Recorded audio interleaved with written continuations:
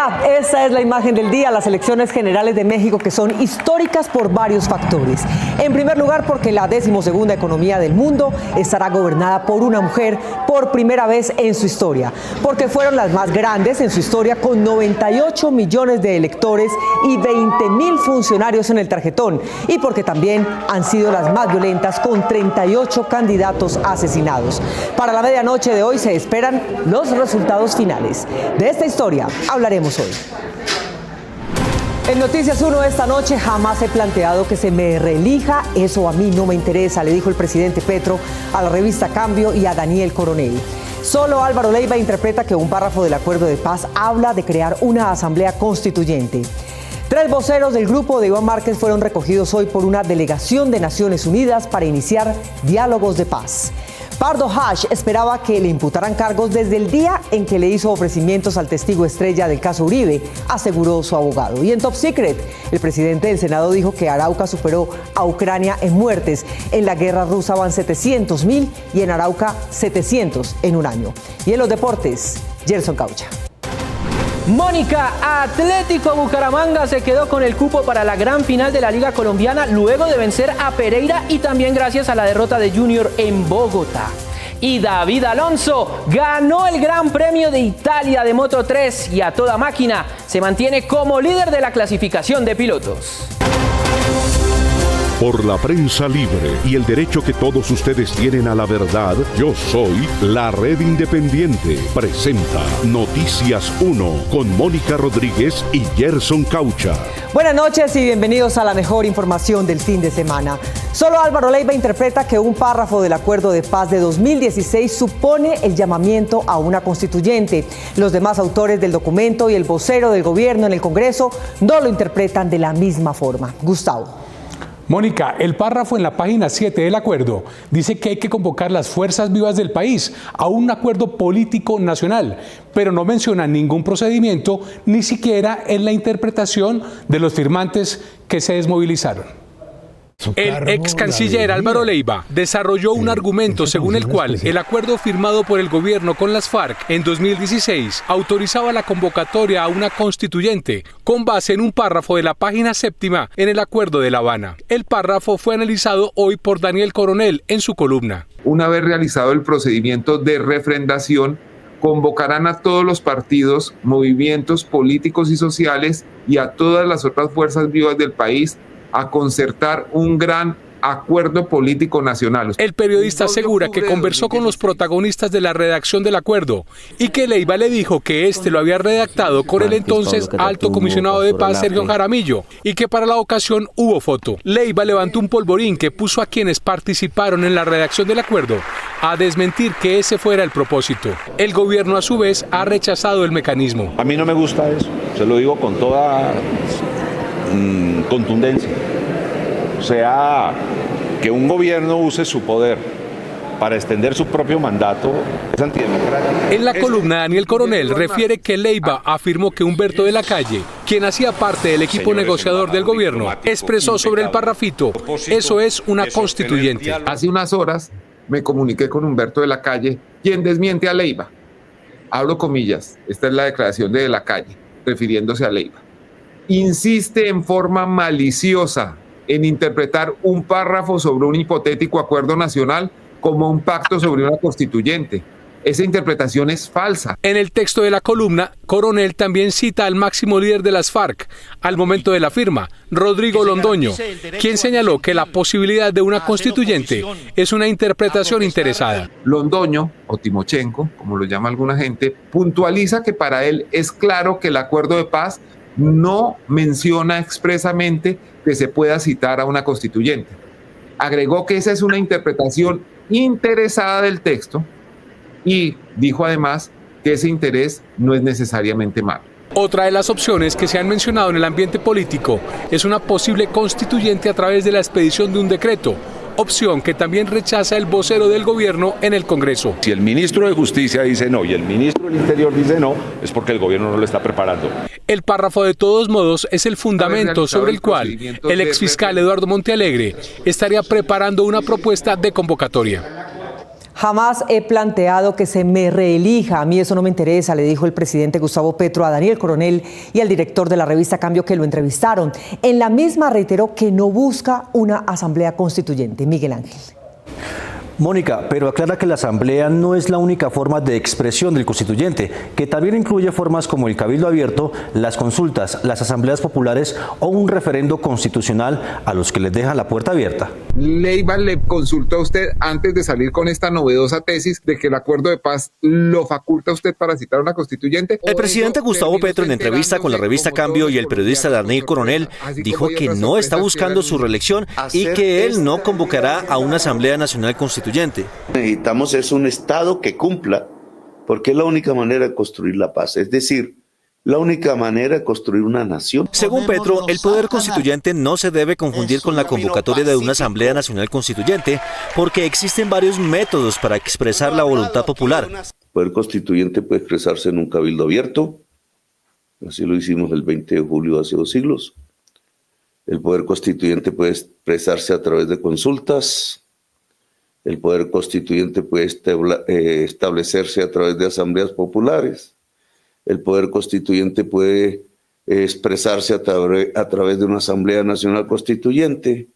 Puede expresarse a través de un referendo constitucional, que entre otras usó Uribe.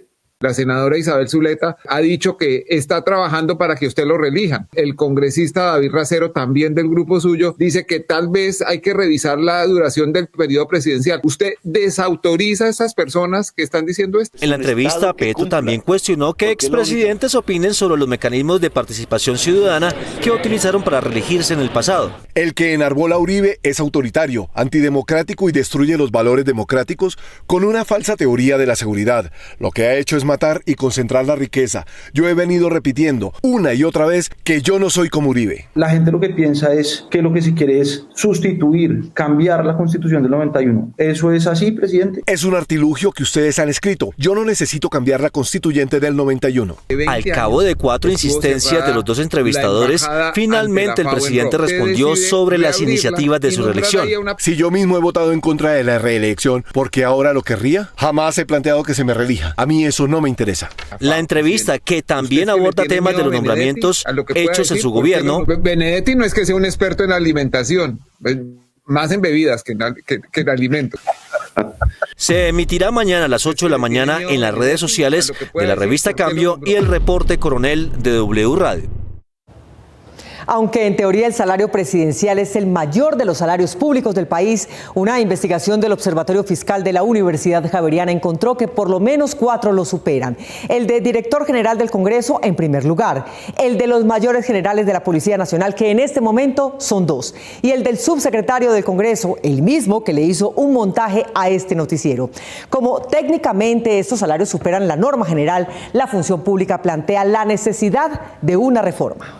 Aunque es de público conocimiento el salario de cada empleado de planta del Estado por parte del Departamento de la Función Pública, no se tienen en cuenta asignaciones como primas, beneficios, bonificaciones y otros que cada entidad establece en su autonomía. Si esa remuneración alta está justificada o no es otro debate que tiene que dar el país. En algunos casos los funcionarios llegan a tener un sueldo mayor que el del presidente de la República, como lo reveló un nuevo informe del Observatorio Fiscal de la Universidad Javeriana, en el que se evidencia que hay cargos públicos donde el sueldo incluso supera los 80 millones de pesos al mes. Incluso si sumamos las prestaciones y sumamos también, por ejemplo, indemnizaciones por vacaciones no prestadas, encontramos funcionarios, cargos públicos que tienen una remuneración mensual de hasta 300 millones de pesos. Según las cifras recopiladas en las entidades públicas y el Ministerio de Hacienda, sin tener en cuenta a los trabajadores por prestación de servicios, el costo promedio de un empleado público es de 11,6 millones de pesos mensuales. La asignación básica, es decir, eso que recibe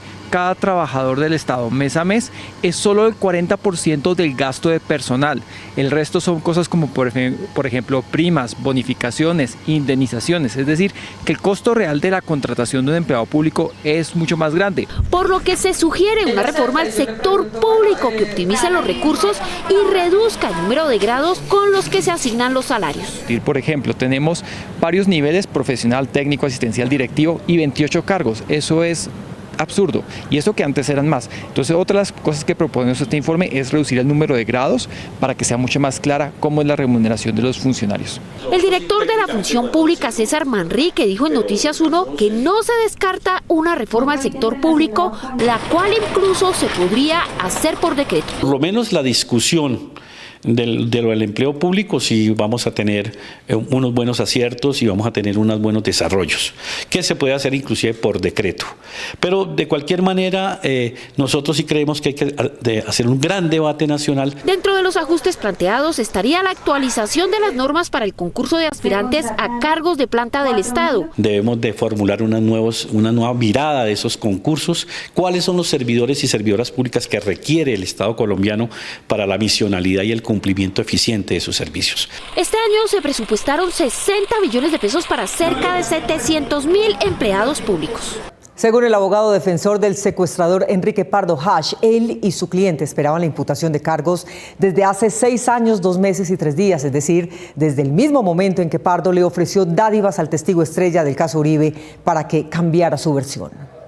Enrique Pardo Hash, después de 6 años de espera, fue imputado esta semana por los delitos de soborno a testigos y fraude procesal ligados al proceso contra el expresidente Álvaro Uribe, que ya está en juicio. Los hechos. Pardo Hash es uno de los protagonistas de las ya famosas grabaciones que hizo con un reloj en la cárcel el ex paramilitar Juan Guillermo Monsalve, testigo principal del proceso. El fiscal Daniel Hernández dijo en audiencia que Pardo Hash presionó a Monsalve para que accediera a recibir los beneficios que le había ofrecido en la picota el autodenominado abogánster Diego Cadena, también en juicio actualmente. Quiero aclarar algo muy brevemente. Según la investigación de la Fiscalía, en febrero de 2018, cuando este cumplía su condena de secuestrador en la picota, presionó al testigo estrella del caso Uribe para que se retractara. Se empezó a generar por usted a partir de ese 22 de febrero diferentes presiones al interior de la celda del señor Juan Guillermo Monsalve. Y usted, señor Pardo Hash, sabía que a Juan Guillermo se le hicieron ofrecimientos o beneficios jurídicos. Entonces lo que yo le quería decir es que usted no tiene que hacer eso, pasarse para el lado del señor, que si no lo va a tener al 50 después cuando está presidente malo.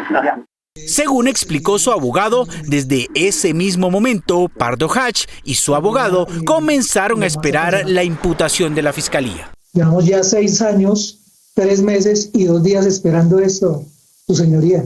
Hash y Cadena escribieron una carta dirigida a la Corte Suprema con la que pretendían, según la investigación, inducir en error a los magistrados con una falsa versión de Monsalve. Él me decía pues para que la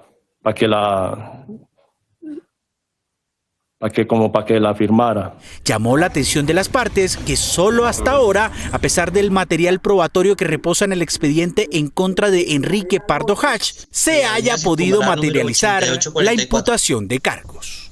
Aunque solo a partir de las 9 de la noche, hora colombiana, se comenzarán a entregar los resultados de las históricas elecciones que hoy se vivieron en México, el PRI proclamó ya como ganadora a Xochitl Gálvez hace 1 hora, pero también la candidata Claudia Sheinbaum anunció su triunfo en las urnas. Por ahora, estamos pendientes de los resultados oficiales. México vivió hoy una jornada electoral histórica, no solo por el hecho de que 98 millones de votantes escogieran a 20.000 cargos públicos, sino porque por primera vez la contienda se vivió entre 2 mujeres. Hoy, unas horas más tarde, será proclamada la primera presidenta de México. Claudia Sheinbaum y Xochitl Gálvez compiten hoy por suceder a Andrés Manuel López Obrador, quien se despide de su cargo con un 66% de aprobación, de manera que cuenta con el capital político para garantizar una continuidad de sus políticas. Ambas son de partidos de izquierda y coinciden en algunas de sus propuestas, pero Sheinbaum, que hizo parte del Partido Comunista y fue alcaldesa de Ciudad de México, es favorita desde el segundo mes de su campaña y la más votada según las encuestas a boca de urna. Xóchitl Gálvez se declara feminista y ha tenido la regulación del aborto como discurso en campaña, en la que la acompaña un grupo de movimientos de izquierda que adoptó el nombre de Fuerza y Corazón por México. La violencia sigue siendo una deuda pendiente con la sociedad mexicana. Durante esta campaña, que además de elegir presidente, también vota por alcaldes y gobernadores, han sido unas de las más sangrientas registradas en la historia de este país. Se reportó una agresión con aparentes disparos de arma de fuego. 38 candidatos han sido asesinados, incluido Jorge Huerta Caldera, candidato municipal de Puebla, quien fue ultimado a tiros 48 horas antes de que las urnas se abrieran, avivando las preocupaciones sobre lo que representan los carteles de la droga en este país. Ya en el lugar está el personal de la Fiscalía General del Estado.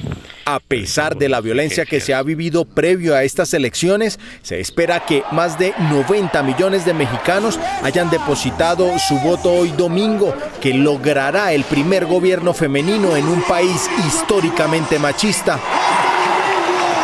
Según el Instituto Nacional Electoral, los resultados se conocerán antes de la medianoche de hoy. Alejandro Santo Domingo volvió a ser el hombre más rico de Colombia según el ranking Bloomberg, lo que indican los indicadores. El servicio de noticias económicas Bloomberg expidió esta semana su ranking de los 500 billonarios que logró identificar en el planeta. El primer lugar se lo dio al francés Bernard Arnault, que tiene 207 billones de dólares. El primer colombiano clasificado fue Alejandro Santo Domingo, en el puesto 150. Al banquero David Vélez le dio el 186. A Jaime Gilinski el 337 y a Luis Carlos Sarmiento Angulo el 386. Esto indica que hay que seguir trabajando. Esto es lo que indican los indicadores. Con 2 puentes festivos y las vacaciones estudiantiles a la vuelta de la esquina, es importante prever que en su viaje no le falte el dinero ni que al regreso quede con deudas impagables. La clave es la planificación. Con 2 fines de semana festivos seguidos, muchas personas se preparan para emprender viajes y disfrutar de 3 días de descanso. Sin embargo, en medio de la emoción y la planificación de escapadas, es importante recordar la importancia de cuidar sus finanzas personales. Los gastos como transporte, hospedaje y alimentación pueden sumarse rápidamente, lo que puede terminar afectando su bolsillo si no planifica con tiempo. Para evitar estos dolores de cabeza, es recomendable establecer un presupuesto detallado antes de partir y buscar opciones de viaje que se ajusten a sus posibilidades financieras. Evitar las compras compulsivas o los gastos hormiga es importante. Si busca llevar souvenirs, también debe tener presente su presupuesto. Por último, recuerde la importancia de mantener un hábito de ahorro. Guardar una parte de los ingresos para imprevistos brinda seguridad financiera y le permite regresar de su descanso sin preocupaciones económicas. Una asesora del renunciado defensor del pueblo es la favorita para ocupar el puesto que la CAR le otorga en su consejo directivo a las organizaciones no gubernamentales.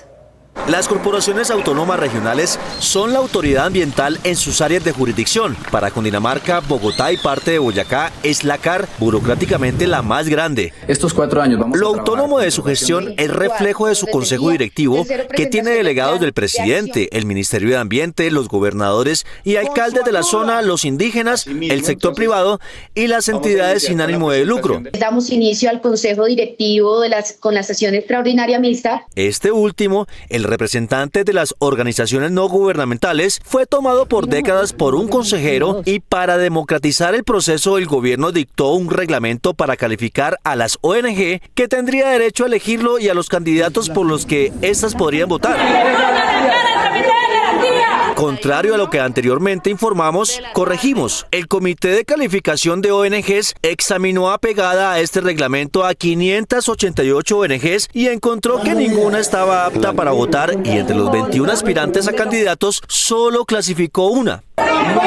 En su reporte, el comité compuesto por empleados de la CAR conoció al menos de varias suplantaciones, descubrió que una sola ferretería del sur de Bogotá había certificado 65 proyectos ambientales, que los papeles de al menos 20 eran idénticos y otros fraudes, y con ello hizo los traslados a la Procuraduría y a la Fiscalía, al tiempo que la Fiscalía recibía otras denuncias de personas suplantadas. Muy importante. El proceso fue suspendido por cuenta de 80 tutelas y se reinició en mayo pasado. Como solo había clasificado a una candidata y a ningún votante, reabrió la inscripción de ambos y ya seleccionó a 4 contrincantes para la primera escogida y a 23 aptos. A la protección de nuestros recursos naturales. La escogida es Marisol Linares Bejarano. Es la suegra del consejero que se pretende sustituir. El Sistema General de Empleo Público, SIGEP, la reporta hoy como asesora del renunciado defensor del pueblo Carlos Camargo desde junio de 2021 hasta la fecha, y asesora en la CAR hasta agosto de 2019.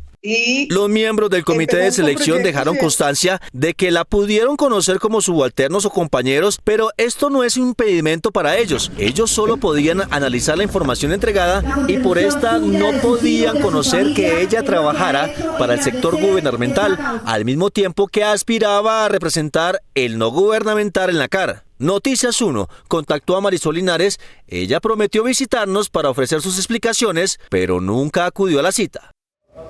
Un estudiante colombiano desarrolló una aplicación para móviles que le permitiría a su usuario identificar las voces generadas por inteligencia artificial. Hicimos la prueba con las falsificaciones de las que han sido víctimas miembros de este noticiero.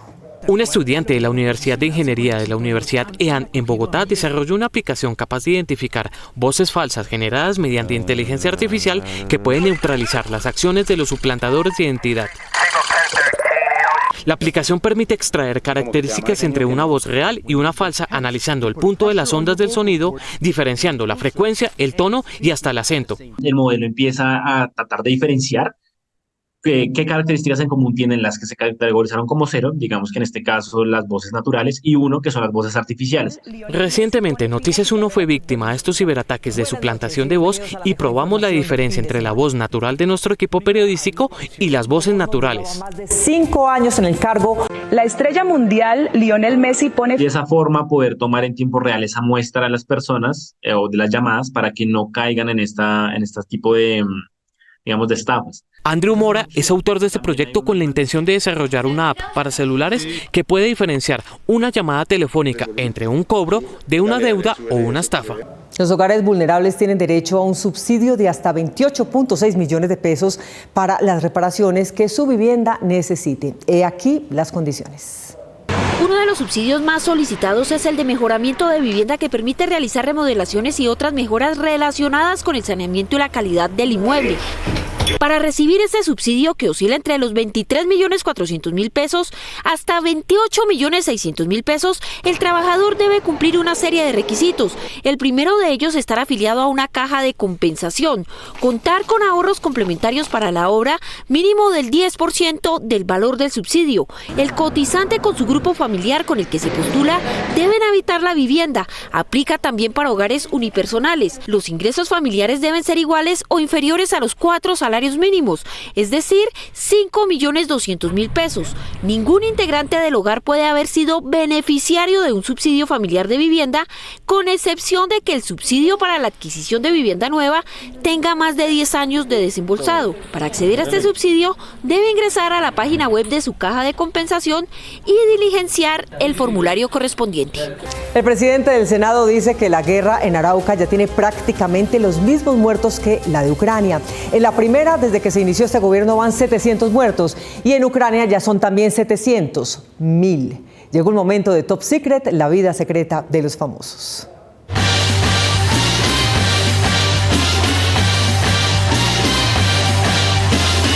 El presidente del Senado, Iván Name, en la última correría de la promoción de su estado federal, estuvo esta semana en la que, según su criterio, sería la futura región autonómica de Arauca, a la que considera Arauca Saudita. La barriga llena de petróleo. Pero a la que igualó con el Estado soberano de Ucrania en términos de violencia. Hay más muertos hoy en Arauca, diría yo, que los muertos de la guerra de Ucrania. Yo no sé, José Vicente, si estoy con el dato viejo, pero creo que vamos en 700 muertos. Ya pasó. Al 1 de mayo pasado, la estadística oficial muestra que habían muerto 469.840 rusos, a los que se deben sumar unos 250.000 ucranianos. Es decir, sí son como 700, pero 700.000. Ya pasó. El senador Name no quería fallar en el dato y por eso repasó a sus fuentes. Durante el gobierno o el año, 700 muertos más que en la guerra de Europa. Eso, 700.000. Perdonen si he volado un poco en la imaginación. No estamos en una posesión cualquiera, estamos en la posesión de Nayib Bukele, el presidente de El Salvador, uno de los países más seguros del mundo. Pues no. Resulta que la seguridad es medida por el Global Peace Index y este tiene a El Salvador en el puesto 122, 18 puestos mejor que Colombia, pero a 112 puestos de los 10 primeros. Uno de los países más seguros del mundo. Se podría decir que sí. El Salvador hace parte de los 122 países más seguros del mundo. Hoy, El Salvador no es el mismo país de hace 5 años. Por eso es entendible la felicidad de los salvadoreños. Hoy, junto a otros jefes de estados, celebran la posesión de este gran presidente. Los jefes de estado presentes en el video del youtuber senador eran sus vecinos de Costa Rica y Honduras, el presidente de Paraguay, Milei, el de Argentina, y el rey Felipe VI, que lo visitó, a pesar de las quejas que su país y toda Europa han formulado por la falta de garantías a la libertad individual y a la de prensa en El Salvador. Estar en esta posesión presidencial de Nayib Bukele es bastante emocionante. Revisamos los videos y documentos de la posesión presidencial, pero no encontramos entre los invitados al senador Pulido. De hecho, en el video se le ve a él tomando bus, montado en el platón de una camioneta y flotando en las calles de San Salvador. Porque hoy El Salvador tiene lo que Colombia tanto necesita. Las tomas de fondo de sus presentaciones están proyectadas en una pantalla, como se evidencia en varias escenas. Lo que Colombia tanto necesita y desea, seguridad. A esta hora, la registraduría mexicana cuenta los votos que le darían el triunfo a Claudia Sheinbaum, pero como dato menor en los detalles de la primera presidenta de México, se ha quedado de último su condición de cuñada del hijo del Nobel de Literatura Gabriel García Márquez, pues su hermana Adriana está casada con el productor cinematográfico Rodrigo García Barcha. Los papás de la presidenta comparten nietas con nuestro Nobel, 2 niñas, Inés e Isabel García Sheinbaum. Estén pendientes, volveremos con más confidenciales de ataque en Top Secret. Nos vemos en las redes sociales y mañana lunes festivo aquí en Noticias 1 con las mejores noticias del fin de semana. A ustedes como siempre, gracias por elegir la independencia. Feliz noche.